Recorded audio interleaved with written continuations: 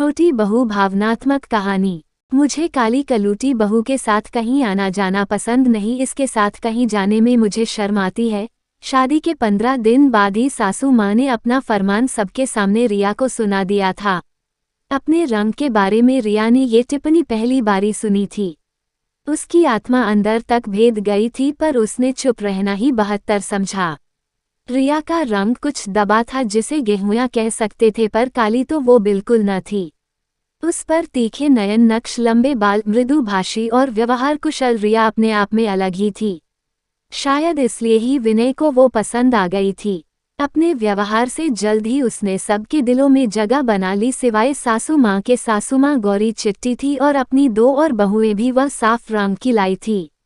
ये तो विनय ही था जो प्रेम विवाह कर उसे इस घर ले आया था।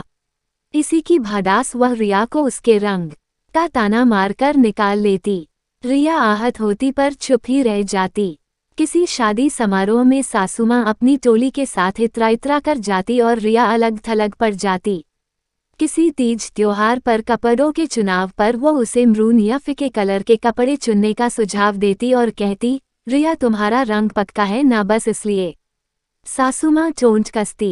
ये दस्तूर चलता रहा और कुछ समय निकल गया। एक दिन दोपहर सासू माँ सो रही थी कि अचानक उनके सर में दर्द हुआ। वह आवाज किसी को लगाती कि पहले ही उनका मुंह टेढ़ा हो चुके थे।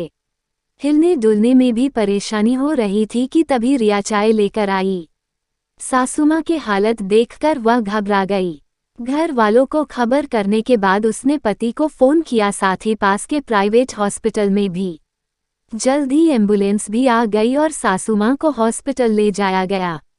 डॉक्टर ने कहा कि उन्हें फालिस का अटैक आया था, इसलिए ये दिक्कत आई। 5 दिनों बाद सासू माँ को हॉस्पिटल से डिस्चार्ज कर दिया गया। सासू माँ के घर आते ही रिया उनकी सेवा में दिन रात एक कर दिया। सासू माँ को सूप पिलाने से लेकर दवा दारू, खाना पीना, रात की मालिश तक सब कुछ रिया ही संभालती। यहाँ तक फिजियोथेरेपिस्ट तक के आने पर भी रिया सासू माँ के पास ही रहती। उसके जाने पर वह सासू माँ को कई बार एक्सरसाइज का अभ्यास करवाती। जल्द ही सासू माँ रिकवर करने लगी। अब हाथ पैर हिलने लगे और कई शब्द बोलने लगी। रिया की 3 साल की मेहनत रंग लाई और सासू माँ 75% ठीक हो गई। दीपावली पर इस बार सासू माँ ने सबके लिए साड़ियाँ मंगवाए। सबको साड़ी देती और आशीर्वाद देती। रिया की बारी आई तो सासू माँ ने कहा, यह मेरी सबसे सुंदर बहू के लिए। रिया ने उनके पैर छुए तो सासू माँ ने उसका माथा चूम लिया। अब उनकी सुंदरता को पहचानने के मापदंड बदल गए।